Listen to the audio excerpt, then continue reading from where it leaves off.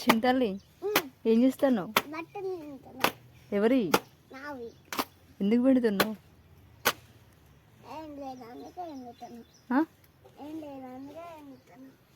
ఏం లేదా? నీకు చేతులు వస్తాయి. అది ఎవరిది? అది తాత నువ్వు పెడుతున్నావా? ఎందుకు?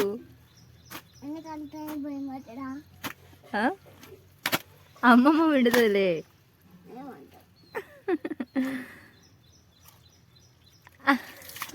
అదే మరి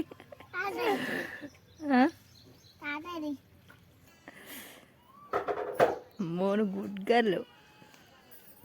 పని బాగా చేస్తున్నారు.